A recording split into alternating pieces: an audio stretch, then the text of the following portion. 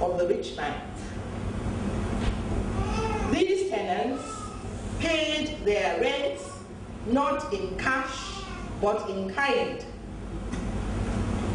They would have had to pay in kind a specified part of the produce of their land.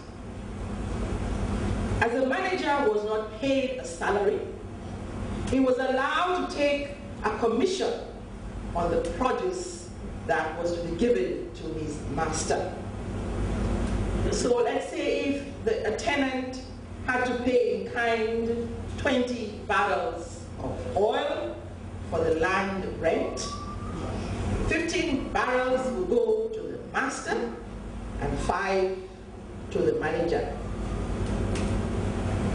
They will write a promissory note to be kept until the harvest of the land, and then they will hand over the produce, and presumably the promissory note would have been destroyed.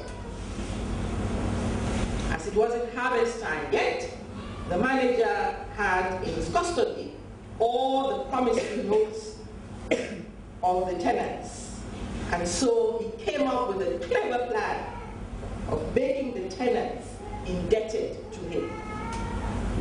Luke 16 and verse 5 reads, "So he invited each tenant who was indebted to his employer and said to the first one, 'How much do you owe my master?'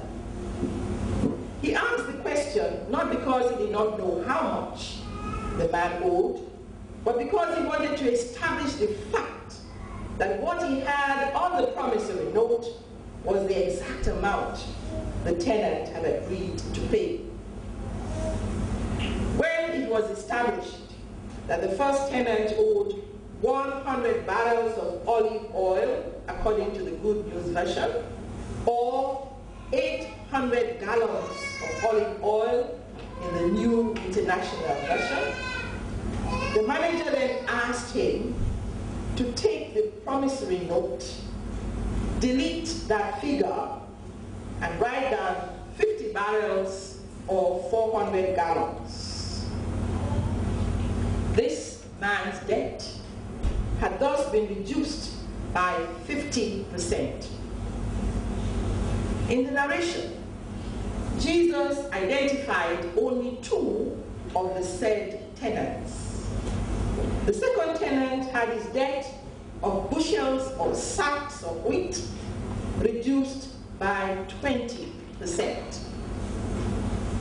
At the end of the exercise, each one of these tenants must have gone home rejoicing and commending the manager for what he had done for them. As he had done this huge favor for them, they were consequently indebted to him. When he was out of a job and was in dire straits, he would count on each one of them to render him some help. Having concluded the process of reducing the debts of the tenants, the manager would have then presented the promissory notes to the rich man as part of the account of his management. The rich man would have examined everything, shaken his head, and with a wry smile have said, "What a smart fellow you are." You may well ask, why wasn't the rich man livid, angry with the man for doing what he did, but rather praised him? Well, one school of thought has it that the amount the manager reduced was what should have gone to him by way of commission. The amount he reduced was what should have gone to him by way of commission. So he was not cheating his master. Rather, he was foregoing his commission in that instance, knowing full well that he would pay rich dividends in the future. The second school of thought runs thus. The rich man did lose some of his oil and wheat in the reduction exercise, but he realized that he would have been grossly unpopular among his tenants had he ordered the manager to undo all that he had done. The tenants were already rejoicing that they had to pay 50 or 20% less than what the original bill was. They would probably have lynched the manager, the rich man rather. They would probably have lynched the rich man had he reversed the situation. Whichever of the two schools of thought is right, the rich man had to acknowledge the ingenuity of his manager. Jesus' audience would have expected a strong expression of disapproval of this manager at the end of his narration. On the contrary, he endorsed the commendation of the rich man when in verse 8b, Luke has Jesus utter these words.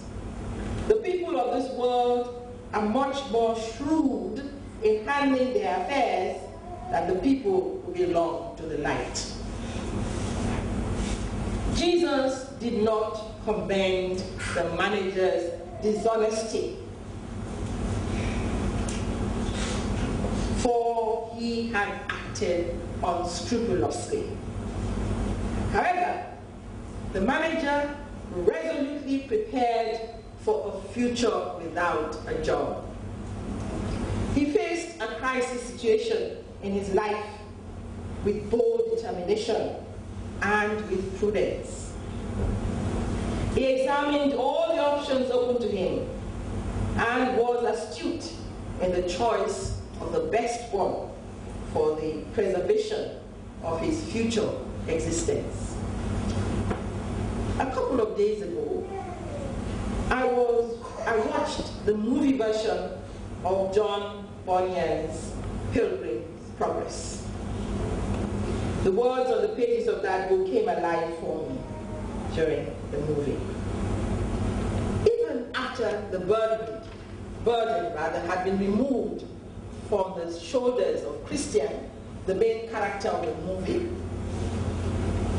he still had problems. He had challenges staring him in the face. He had hurdles which appeared insurmountable and dangerous terrain to navigate. There was a time when he and his friend Hopeful were locked up in a dungeon by an evil giant. They had lost all hope and were on the verge of being hacked to death when Hopeful reminded his friend that they had a wonderful tool which they had not thus far used to liberate themselves. The tool was prayer. When they did pray, Christian was brought alive to the fact that he had in his possession a key that would open any door. And that was how they were able to escape, when he took this key from his bosom and unlocked the door to the dungeon. How do we deal with crisis situations in our lives? Do we use the fine brains that God has given us to reflect on positive strategies to use? Or do we simply throw our hands up in the air and give up? God has given us gifts, good brains, and much more beside to enable us to navigate our way through this life. How do we use our God-given gifts? With prayer at our disposal and the Holy Spirit in us, we shall never exhaust the God-fearing options for a successful life. And please note,